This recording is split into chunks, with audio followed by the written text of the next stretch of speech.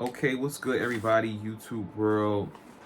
I'm about to do a review of Teyana Taylor's album. It's called The Album. I know I look tired. That's because it's fucking 2 o'clock in the morning, and I just finished my notes. So yeah, this is her third album. Her first album was Seven. It was called Seven. Her second one was Keep That Same Energy.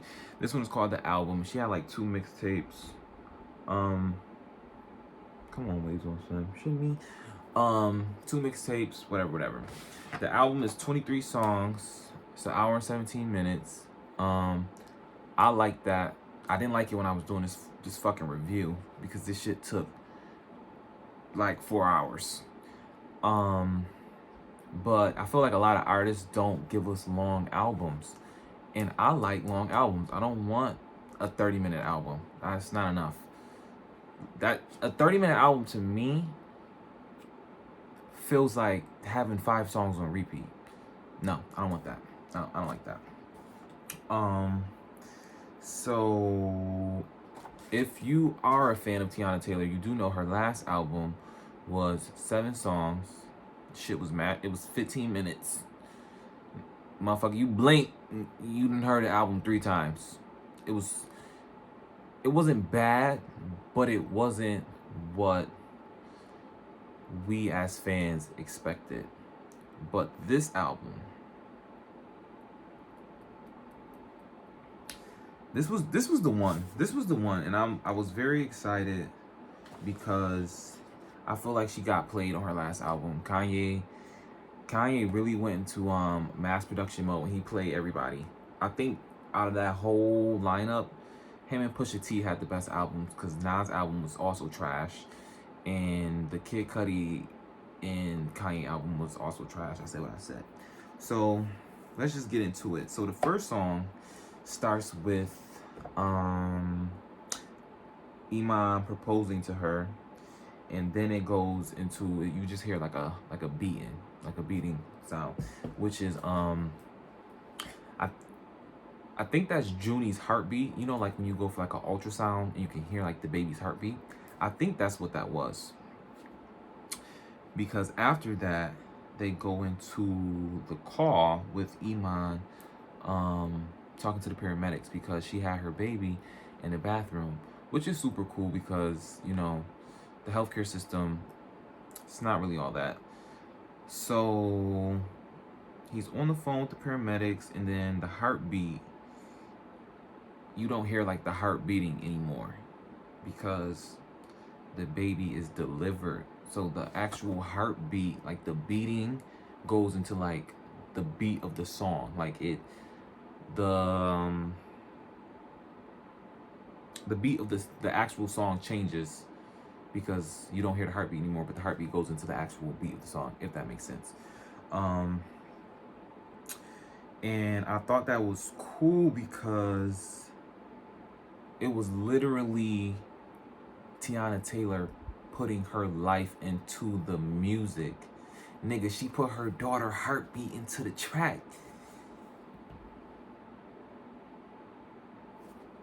Come on, son. Come on. And this is the intro? The intro? So you know. Come on, son. Like, you know the whole album's about to go crazy. So, and this was also symbolic for the album because in her last album, she really wasn't able to express herself. I mean, what are you gonna say in 7 songs and each song is like 2.5 minutes? Like, you really don't get much. You feel me? So, boom. Then you go to the next song, which is "Come Back to Me" featuring Rick Ross. Now, this song started with Junie singing "Come Back to Me," which is also her putting her life into the music. You know what I mean? So, the Rick Ross feature I did like. He's very versatile. I've never heard a bad Rick Ross feature. I can't think of a bad Rick Ross feature. No, he's great. He's a great feature. Very versatile. Very great. And the song to me sounded like kind of like a troubled relationship. Like, you know, we've been together, but right now we not really on the same page. And I feel like that could have had a lot to do with the fact that she just had a baby. You know, like postpartum depression, things like that. You know, her husband is a basketball player, so, you know, she probably, you know, wasn't spending as much time with him as she wanted, you know, post pregnancy, you know, whatever. And in the song she said, "Is this really worth fighting for? Is this really my fight or yours?" So it's really like, okay, you know, we going through something, but are we going through something or are you going through something? Like, who fight is this? Is this our fight? Is this your fight? You fight your own demons, or like, what's going on? You feel me? So, and then she said, "Patience, nigga, don't talk to me about no patience. Down ass bitch is an understatement, cause I've been loyal, I've been day one." Like, nigga, don't talk to me about being patient. Been patient, been holding it down since day one. Shitting me? So then she also said, "Mama said if it's really yours, you'll come back home. Well, no, you'll come back to me." Like, shit, it's above me now. You feel me? I can't stress about this right now. If this is really what we supposed to have, you'll be back. I felt that. One thing about it, T, you always come back. Always come back. So then you go to the third song, which is called "Wake Up Love." So when I seen the track list and I seen Iman was on this song, not gonna lie, I was like, come on, like, he's not a rapper. We have to give this up. Like, please. Like, why is he on the song? That's what I wanted to know. Why is he on the song? But then I heard the song, and he bodied that. I honestly, Iman was her best feature on this album. Best, absolutely, yes, best feature. It didn't sound forced. It didn't sound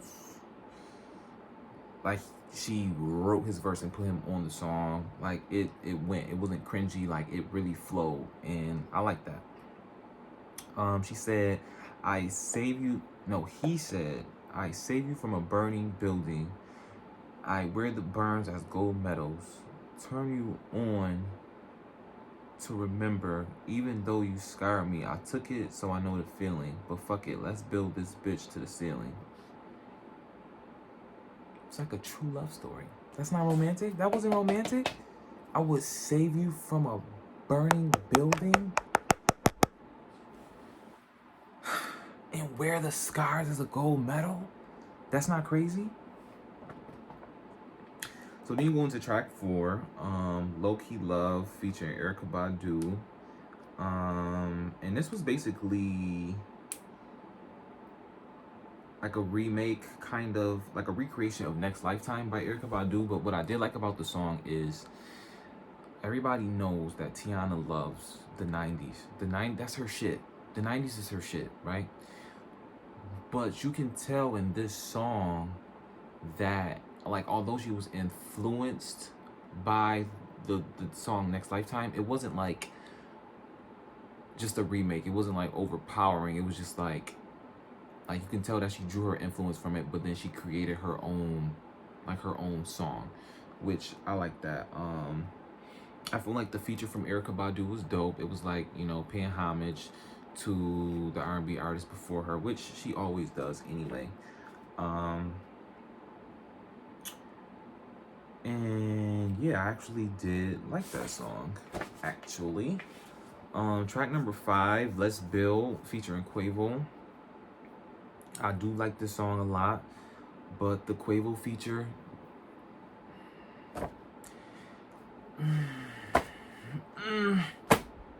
just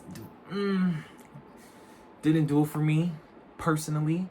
I feel like on the song it was mad auto-tune for his feature, and I feel like Party Next Door probably would have done a better job Maybe even A Boogie if you want it.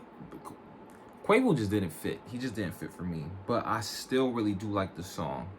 It's definitely in like my top 6. And words don't express the way I feel. If love ain't a crime, baby, what's real? It's your loyalty to me that's worth a mill? Come on, son. Your loyalty? That's not crazy? Not the money, not the fame, the loyalty.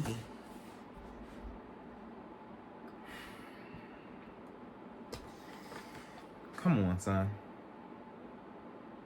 Even though his feature was trash, I still do like it. It wasn't bad enough to ruin the whole song. Track number 6, 1-800 One Night. This was like it was giving me sex operator vibes.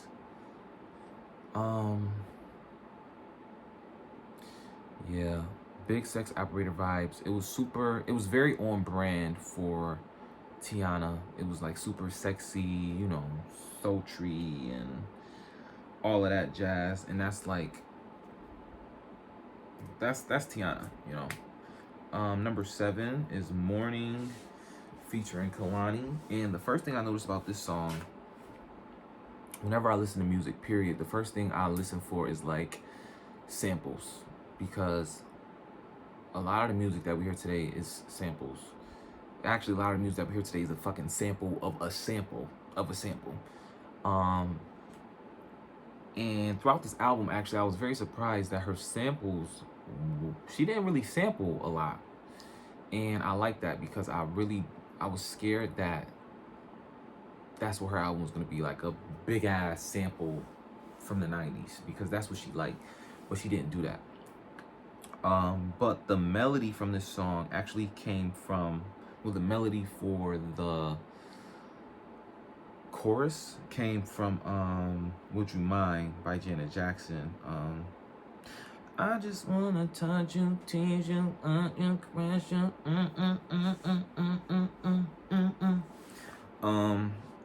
But in her song, she was like, what did she say? I don't got the fucking music, so yeah. Anyways, so yeah, she used that melody in the song.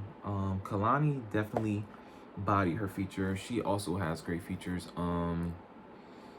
This song is most definitely in my top 5. I definitely would like to create one of my kids to this song, absolutely.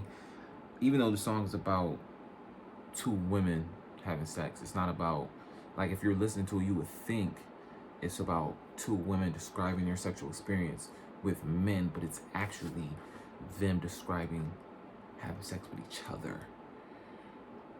But I'm still fucking to this. So yes, absolutely. Absolutely. Number 8 was Boomin' featuring Missy Elliott and Future. And I always wanted to hear a song with Teyana Taylor and Missy and Timbaland, because I feel like artistically, as far as the music, they mesh very well. Their styles are very similar, and Missy and Timbaland was making music during, you know, the 90s, which is a big influence on Teyana's, you know, music. But this song did not do it for me. The Future feature was horrible. I didn't like it. I didn't like it at all. I seen her vision with the feature from Future, but it just didn't do it for me. And when you look at the song, you look at who produced it, the features, the beat, it has all the perfect parts, but it's not. It has all the perfect parts, but it's just not. It's just not it. It's just not it.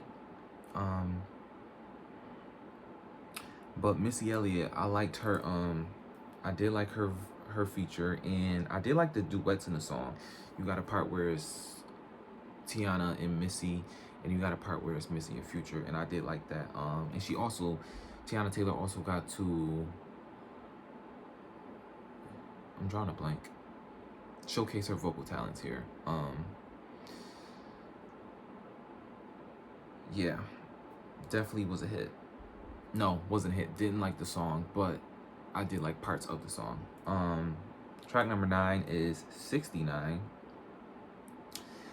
And this is the best song on the album. Number one. Number one. And she has to make a video to this, because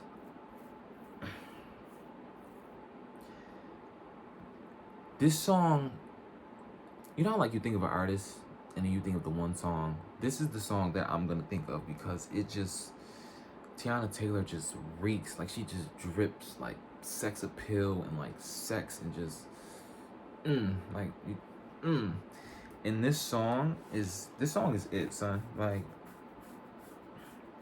it embodies her whole essence of like as like an artist.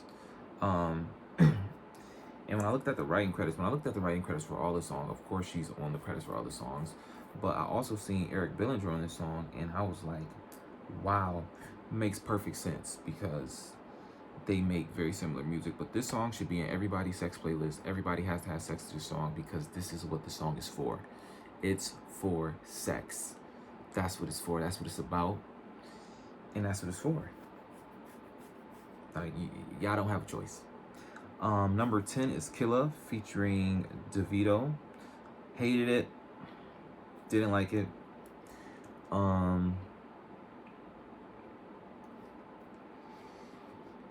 When artists try to do the whole Afrobeats or reggae thing, but then they incorporate like the little fake accent, it's always a hit or miss, and it's mostly a miss. It just really didn't do it for me. It's definitely a skip. The second verse was better because she dropped the accent, but no, I didn't like it. I hated it. Hated it. It would probably sound better in like the club, like played out loud, but it's definitely a skip. And yeah, no. I mean, it makes sense though, because she is Trini. Well, I've seen somewhere online that she's Trini. I'm not 100% sure, but we definitely could have did without. Track 11 is Bad. Same goes for this, because this was also like a reggae type feel, and I didn't like it. And I do like reggae music, but I don't like when American artists try to use it. Just doesn't. No, I'm sorry. It's just bad. Leave using a reggae beat and having a feature from a reggae artist is fine, but when they start using that fake ass accent, it blows me. And it's always a Jamaican accent, and the accent is always horrible. And I'm not even Jamaican, and I can tell y'all that the accent is horrible. I could do a better accent. Not going to, but if I had to, I could. But in track 11, Bad, one of the lyrics in the song is, "Toast to my ex-friend for making you my ex-man. You turned a good girl into a bad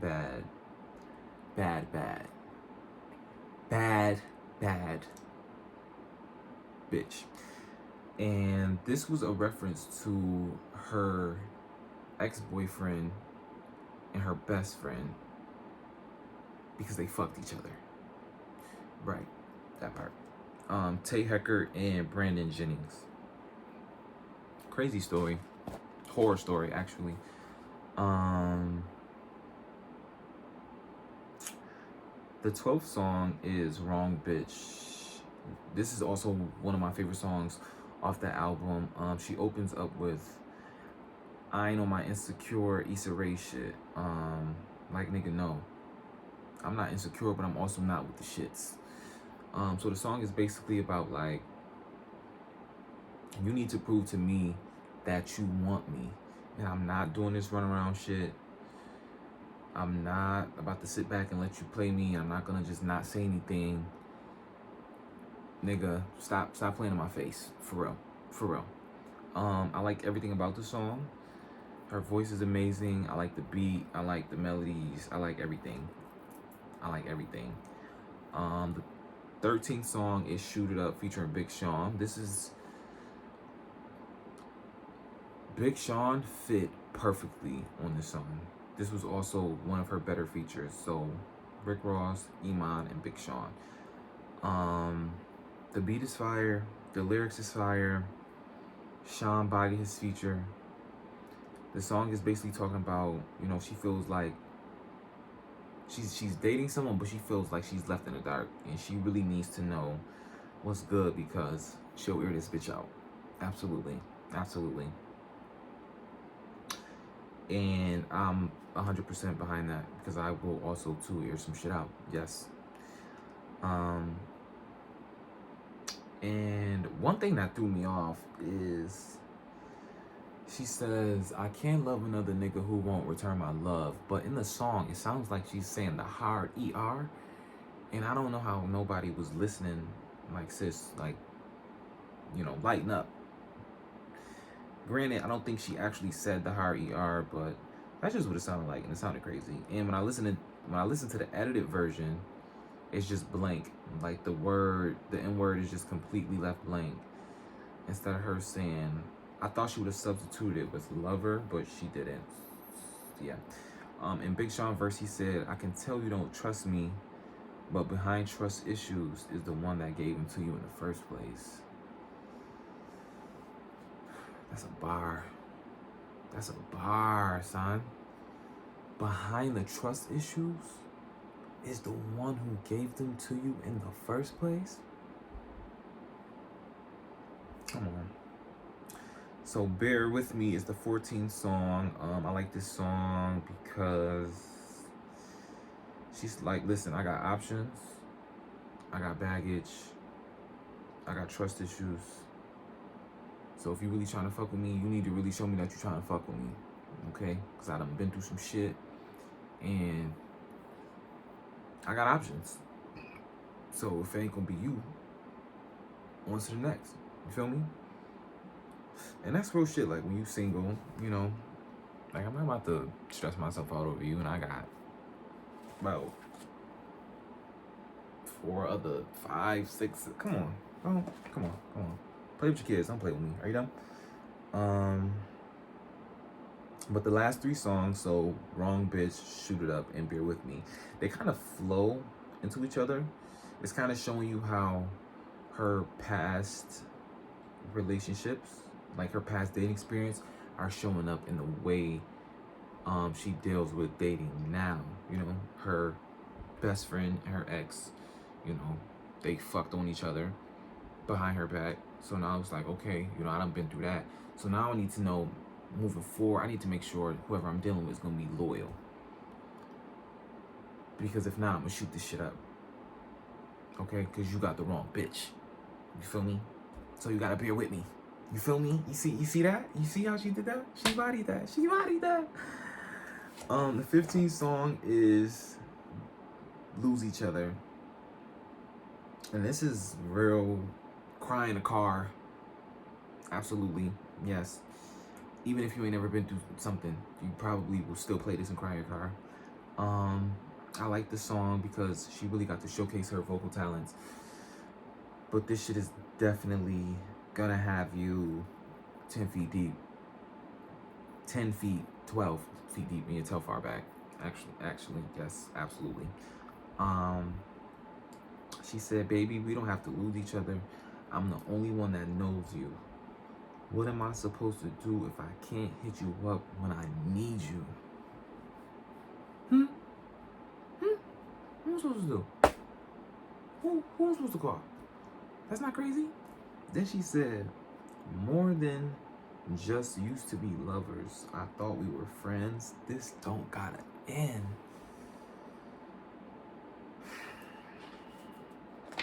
That's a sad ass song, actually. The 16th song is Concrete. She says, "My body's your addiction, your touch is my affliction. I speak, you never listen, but somehow we stay consistent. Trying to get through to you feels like a burden. Why am I so confused if we're for certain? Too much on my mind, too much on the line. Don't know why every time this shit is like talking to concrete. She blacked. Because this song is clearly about, there being, a wall as far as communication. Hence the title Concrete Wall. You see? Come on, keep up and stay up. Come on. And when it comes, like the sex is good, right? But when it comes to communication, we falling short. You feel me? She really went crazy. Song 17 it's a great song. Very heartfelt. Like you can feel the emotions in the song. She definitely sung this from the heart and the soul. It's not really as sad as Lose Each Other, but it's definitely a slow song, a sad song. And this kind of flows, from the previous song as well, because it's just like, damn,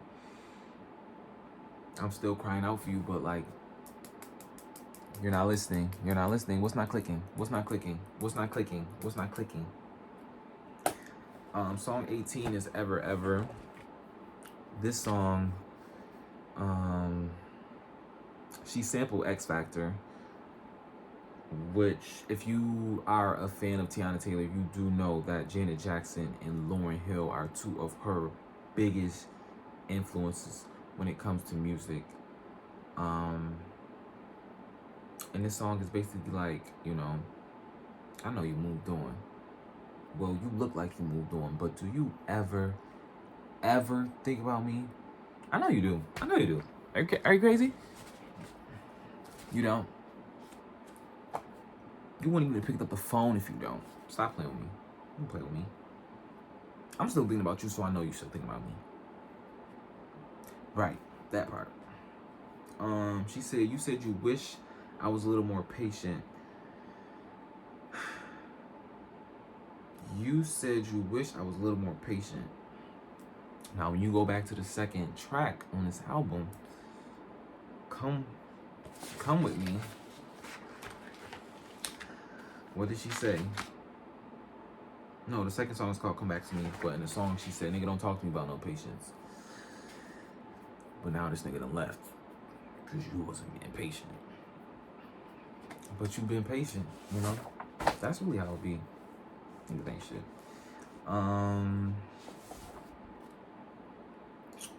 19.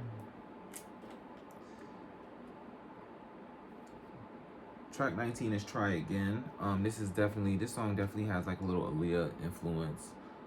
Seeing as though she was working with Missy and Timbaland, it was kind of inevitable for there to be no Aaliyah influence in the album. And the song in I think the last verse or the chorus, she says, it's been a long time since I left you. And Timbaland says that in the Aaliyah song, it's been a long time since I left you without a dope beat to step to. In her song, Try Again. So, you can clearly see the influence is very obvious. And this song is basically like, damn, should we just end this? Like, we going through some shit. Like, should we just call it quits or should we try again? And that's how it be. Like, damn. Should we just give it one more try? Or call it quits? But I don't really want to fuck with nobody else. I don't want to have to go outside and go get to know other people. I already know you. Like, come on. We can't make this work. Song 20 is Friends. And she says, sometimes I wish I was never your lady. Sometimes I wish I never let you taste me.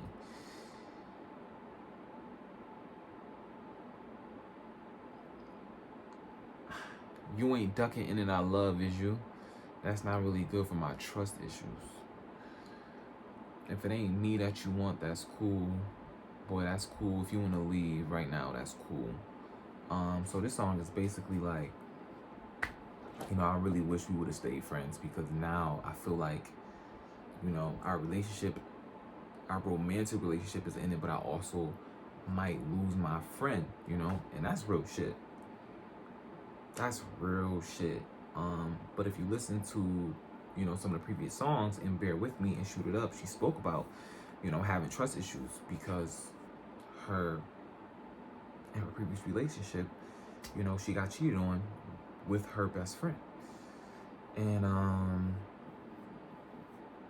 you know, if it sounds like like if you just listen to the song but you're not listening to the lyrics, it sounds like a feel good song, but actually it's not. It's like a what the fuck, I should have never fucked you. Should have left your ass where you was at in the friend zone.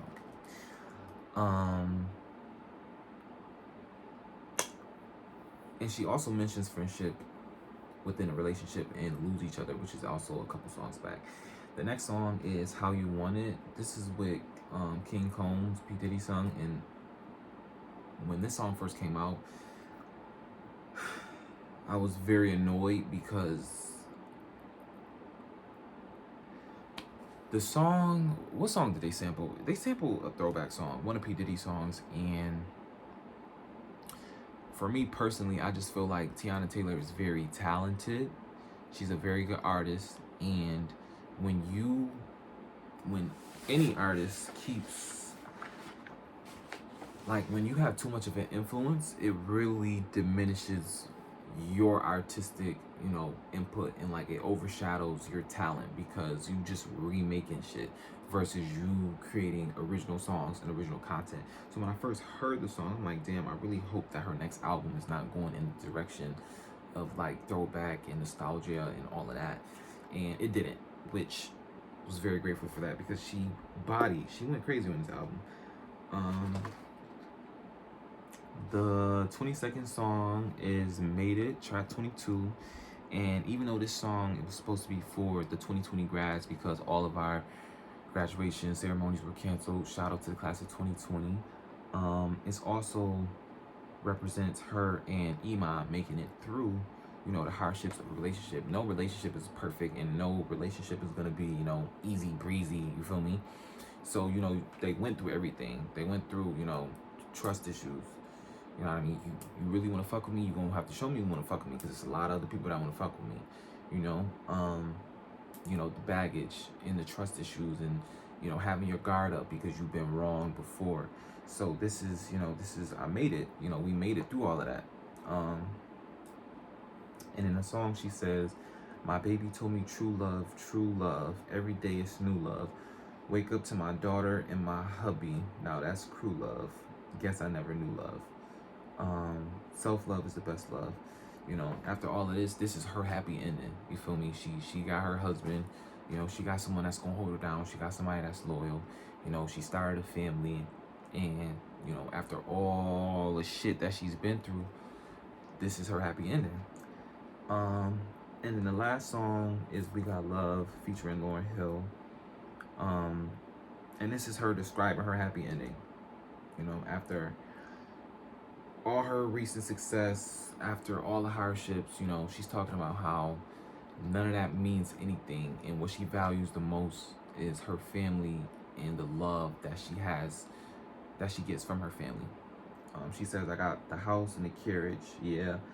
I got black love and I got marriage, yeah. So for her, you know, the success of her career does not compare to her happiness and the love that she has. And this album was crazy. I sat on this for, when this album came out, like Juneteenth weekend, so about 2 weeks ago, and I kept saying, I was like, you know, I'm gonna do an album review, and I just kept listening to this shit over and over and over and over. This was really the only thing I was playing. And it was like, yo, she went crazy. Like, you just listening to music, like, you just listen to the album, like, yo, she went crazy. But then when you look at the album, son, the album is split up into 5 parts. Okay, Studio A, L, B, U, and M. And you just gotta look at the themes and how the album comes together. It's like reading a fucking book. You ever like read a book? Or like when you watch a good movie, you know, and everything comes full circle? Son, she went crazy. Studio A. You know, the album, she had just had a baby. She just got married, she had a baby, you know. Now they, you know, they going through some shit, you know. After women have children, you know, they go through some of them go through postpartum depression, you know, they're not feeling like themselves. This is a new chapter in their life, you know, they have, you know, new priorities and responsibilities. You know, it's a stressful time. You know, her husband is an NBA player, so she probably wasn't, you know, seeing him as much as she would have liked, on top of, you know, the hormonal imbalance, you know what I mean? So they, you know, they was going through some shit, but you know what? You gonna come back, you know, you feel me? You gonna come back. We gonna be good, you know? The second part, Studio L, you know, sometimes this part was like, sometimes in a relationship it's not gonna work out, or, you know, it might not be going how you think it should go, and sometimes people tend to try to overcompensate the emotional disconnect with a physical connection, which is sex, you know what I mean? So like, yeah, y'all having good sex, but something's missing, you know. It's an emotional component to the relationship that's lacking, you know. Sex is not everything. It's important, but it's not everything. And trying to ignore or not giving as much attention to the emotional part of a relationship and overcompensating with sex is just not gonna work. Cause now y'all fucking each other brains out and y'all still not fucking with each other. You feel me? Y'all fucking each other, but y'all still not fucking with each other. Come on, T. Studio B. This part of the album, she is describing to us her past trauma. This part of the album starts with bad. She's describing her past trauma of how her boyfriend or her best friend fucked behind her back, and how, you know, she's not being chill no more, and now she got trust issues. You know what I mean? And she can't fuck with someone who's not fucking with her the same way, and that, you know, it's not gonna be loyal to her. You feel me? She's the wrong bitch to be trying that with. It's over. You feel me? And she can't love someone who's not gonna return her love, because if that shit happens again, she's gonna shoot some shit up. Absolutely, and I don't blame her. Sis, I'll hold your extra clips. You feel me? Yeah. So, you know, she got trust issues and she got baggage, she got options, and you gotta bear with her. You feel me? Bear with me. You know, I done been through some shit. It's not my fault. Studio U. You know, she described. This was like the brink of a breakup section. Like, they not really broken up, but they're really close to it. You know, we've been going through some shit. You know, we are friends, so our relationship as a whole doesn't have to end. But, you know, maybe we might have to end the romantic part to save our friendship, so we don't end up hating each other. You know, we don't want to be enemies with memories. You feel me? And then in the song Concrete, you know, she talks about, like, damn, you know, other than the sex, I can't get through to you. Like, I'm trying to talk to you and you're not hearing me. But, you know, when I want to put that on you, you feel me? Like, that's not crazy to you. And then in the song Still, it's like, damn, I still think of you, I love you, I'm still emotional. I'm not giving up on you, but, you know, this shit is crazy. This shit is crazy. And in the song Ever Ever, it's just like, okay, I'm still thinking about you, so I know you're thinking about me. So was you happy? For real, for real. You moved on. You moved on, really? You don't even believe that. Fuck out of here. Move on. I'm talking about you moved on. Where are you going after me? What's higher than number one? Are you nuts? And in Studio M, this is the finale. This is like, okay, you know, we're gonna try again. The song's called Try Again. We're gonna try again. But if you don't want to be here, you don't have to be here. You know, we can. But if you don't want to, you don't have to. I'm not trying to keep nobody on me kept. Are you dumb? And then it's like, but we can't remain friends. And then it's like, boom, we made it. Through all that bullshit, we made it. And now we got love. And that's the last song on the track. This album was a fucking masterpiece. She went crazy. When you look at, the songs and the lyrics and how the album is separated and how it all comes together, son, she went crazy. She went crazy. Absolutely. Absolutely. I feel like I missed something though. I didn't. Teyana Taylor. Sis, come on. You blacked. You blacked. You blacked. You blacked. You blacked. You blacked. You went crazy. This album, she has to win. She got to win something for this. She has to. She put her fucking foot. Fuck a foot. She put her heart. You can really tell that this wasn't like a rushed album. This wasn't just thrown together. This was, her life experiences plus her art, her talent, all rolled into one. This was a great album, and this is one of the best albums I've heard in a very long time. 10 out of 10. Even though I didn't like all the features, even though I didn't like all the songs, the album overall, in the storytelling aspect, was definitely a 10 out of 10. She bodied that, son. She bodied that.